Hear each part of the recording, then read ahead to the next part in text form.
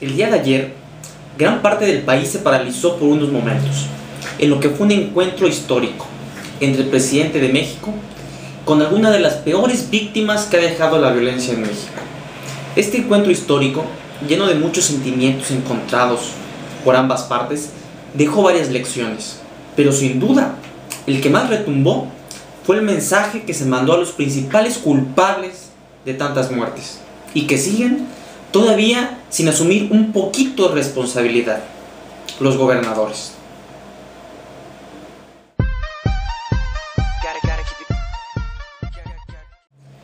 Ambas partes expusieron argumentos muy convincentes.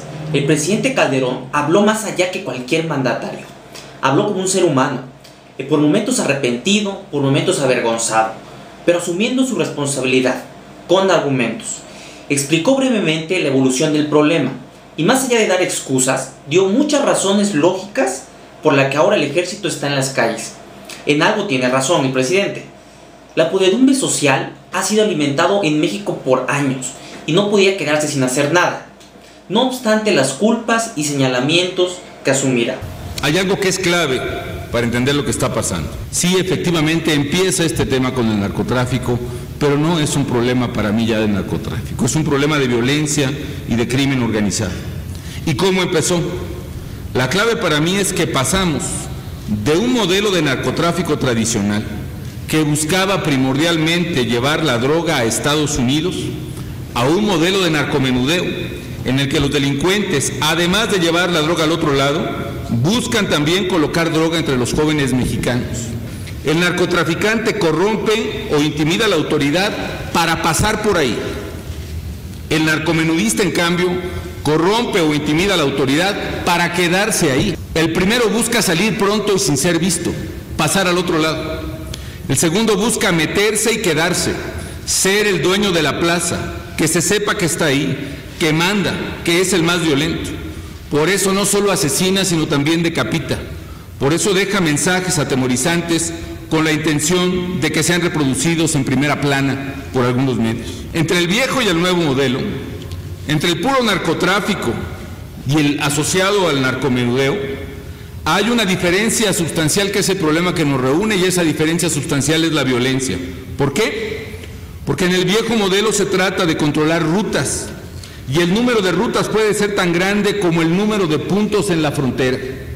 En cambio, en el narcomenudeo hay territorios completos, territorios que los criminales buscan delimitar y cuya disputa es precisamente el objeto de los enfrentamientos. La disputa es territorial, es cuerpo a cuerpo, es para controlar ciudadanos y pueblos. Es una disputa violenta de cárteles contra cárteles, lo que genera fundamentalmente y lo que inicia la escalada de violencia. En el nuevo modelo territorial, un modelo que no es de puntos en la frontera, sino de control de plazas y puntos de venta en todo el país, desde la frontera sí, pero también en Acapulco, y también en Cuernavaca, y también en Veracruz, y también en Chiapas. Hay otra cosa peor: el crimen, al controlar un territorio, se adueña de esa comunidad. Y es que este mal lo hemos cosechado todos, pero en especial lo han solapado aquellos que supuestamente combaten a los criminales diariamente, más de cerca: los gobernadores.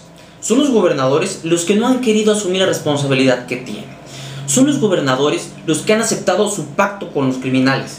Son los gobernadores los que permiten tanta impunidad. Son los gobernadores que, bajo el tonto argumento de tratarse crímenes del fuero federal, voltean a ver otro lado, mientras los criminales caminan ahí, en sus calles. Son los gobernadores los que no dan la cara ante miles de víctimas de esta violencia. Los testimonios están ahí, y quien no quiera verlos es porque no quiere. Les podría dar mayores argumentos de por qué las autoridades locales, y en especial los gobernadores, son los principales responsables de cada crimen cometido. Sin embargo, no hay mejor argumento que las palabras de Marilena Herrera, una mujer que ha sufrido en carne propia ese peregrinar de impunidad. Una mujer que el día de ayer hizo miles de nudos en la garganta.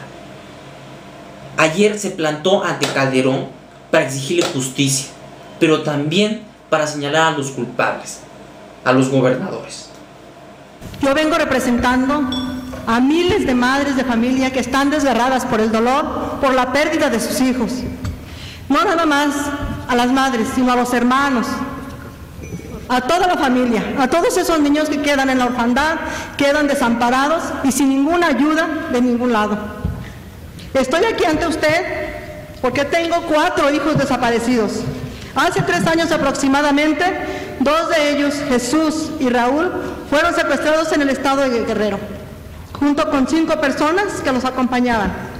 Como muchas otras familias que padecen este mismo dolor y ante la lentitud de las autoridades, 2 de mis hijos, Juan Carlos y Rafael, se decidieron a realizar investigaciones por su propia cuenta, cumpliendo así el trabajo que corresponde a las autoridades y cuyo pago sale de nuestros impuestos, entregando pruebas a las autoridades locales, indicando lugares donde se sabía que tenían a mis hijos, pero desgraciadamente el cateo se hizo mucho tiempo después, muchos meses después de que les informamos.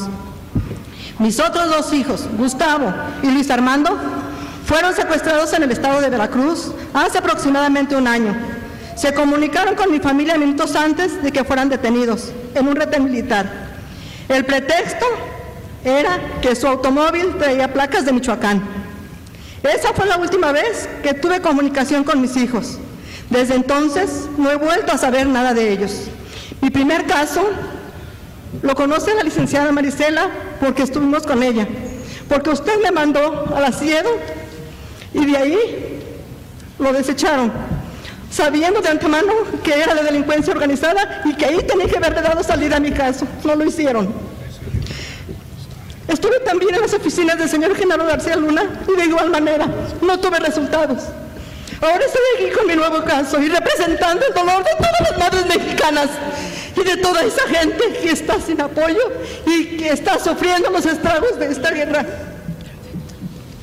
Mis hijos son personas honestas y trabajadoras y fueron víctimas de esta guerra. Como ellos, existen miles. Algunas organizaciones no gubernamentales han documentado hasta 3,000. Yo siento que son más. Cabe mencionar que en mi pueblo son 19 los desaparecidos. 4 de ellos desaparecieron, los otros están desaparecidos en Cárdenas, San Luis Potosí, y otros 4 en Río Verde, San Luis Potosí, más los que estoy dando aquí de mis hijos y toda la familia. He platicado con muchas familias que tienen personas desaparecidas. Hay también aquí los de Coahuila, que suman 180.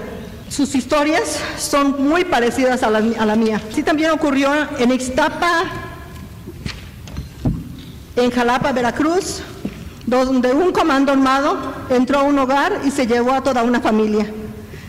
Ni qué decirle de los cientos de migrantes que con ánimo de tener una vida mejor salen de sus países rumbo a Estados Unidos y se encuentran con grupos criminales que, coludidos con las autoridades de migración, policías municipales, estatales, federales y militares, los secuestran y les llaman a sus familiares para pedir un rescate. Eso en el mejor de los casos, pues muchos otros terminan en fosas clandestinas en las que aparecen cientos de cuerpos sin que ninguna autoridad haya dado cuenta. En todos los casos de desapariciones encontramos una constante: grupos criminales y cuerpos de seguridad y gobiernos municipales, estatales y federales coludidos, procuradurías ministeriales que se niegan a investigar o que lo hacen lentamente, autoridades que se niegan a aceptar las investigaciones que nuestras familias hacen y muchas veces dejando sus empleos y arriesgando su propia vida. Sabemos que aún existen policías honestos. Lamentablemente, también nos hemos enterado que cuando estos policías se atreven a denunciar a sus jefes, desaparecen repentinamente o son misteriosamente asesinados o desaparecidos. Superar el miedo es el primer paso. Luego viene superar la humillación de las autoridades que no hacen caso de las pruebas que entregamos nuestros familiares. En muchas ocasiones, los ciudadanos nos animamos a denunciar a criminales y políticos, pero luego que hemos conseguido luego lo único que hemos conseguido son humillaciones y maltrato por parte de quienes deberían garantizarnos justicia. Las políticas del despojo y exclusión implementadas por el gobierno han provocado que amplios sectores de la población encuentren cada vez menos oportunidades de desarrollo e incluso abandonen sus hogares. Por eso son los jóvenes los principales víctimas de esta guerra. Son ellos los que alimentan las cifras de muertos, encarcelados y desaparecidos.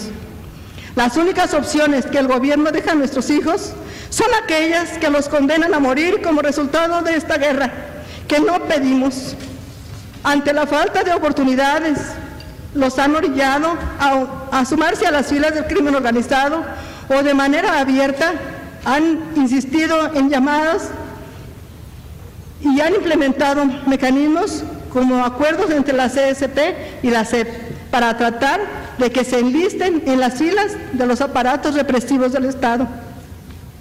Señor Calderón, todo esto demuestra la incapacidad de este gobierno para garantizarnos justicia, la falta de interés de todos los políticos para poder garantizarnos la seguridad, porque nosotros, señor presidente, les pagamos sueldos, nosotros los hemos llevado a donde ustedes están y nosotros demandamos hoy que hagan su trabajo. Hoy nos hemos organizado y hemos salido a las calles, pues no aceptamos más engaños, más mentiras y más injusticia. Por eso hoy venimos aquí a exigirle a usted y a todos los políticos que hagan su trabajo. Les exigimos la presentación inmediata de nuestros familiares desaparecidos y que promueva con todos los poderes del Estado el castigo a los culpables, sean estos políticos, policías, militares, agentes de migración o miembros del crimen organizado. Dada la emergencia nacional, le exigimos que la tarea principal de los policías esté enfocada a garantizar la seguridad de la población, respaldando los derechos humanos de mexicanos y de todos los seres humanos que se encuentran en este territorio nacional. Le exigimos policías y unidades de inteligencia honestas, cuerpos de seguridad eficientes. Sabemos que en mi caso tenemos nombres y apellidos de las personas que detuvieron a mis hijos, a los primeros, y que no se hizo nada. De hecho, regresaron el expediente a Guerrero. ¿Con qué fin? Eso les corresponde a ustedes indagar. También sé que está en sus manos ayudarnos, porque ha demostrado su capacidad, porque esas personas extranjeras que fueron asesinadas en nuestro país les dieron pronta salida a su caso. Sabemos que tiene grupos de inteligencia que pueden seguir investigando nuestros casos y exigimos, señor presidente, como sus paisanos, como mexicanos, como madres de familia destrozadas, que nos cumplan y que nos ayuden a dar con el paradero de nuestros hijos. Porque le repito, estoy representando a todas las madres de familia, a todas las esposas. Mi esposo falleció a los 6 meses de que desaparecieron a mis primeros hijos. Soy una persona sola y he sentido la soledad por todos lados. He visto la injusticia por donde quiera. Espero su ayuda, señor presidente, y espero que mis palabras le lleguen al corazón a la señora Margarita y a la señora Marisela como madre, como esposa. Que tengan en cuenta todos mis nietos que sufren la ausencia de sus padres. Me hubiera gustado que hubieran estado el Día del Padre presentes para que vieran cómo rascaron mi herida, cómo lastimaron mi corazón con sus palabras, mis nietecitos. Y así hay muchas madres de familia al igual que yo, sin atención. Gracias, señor presidente. Muchas gracias.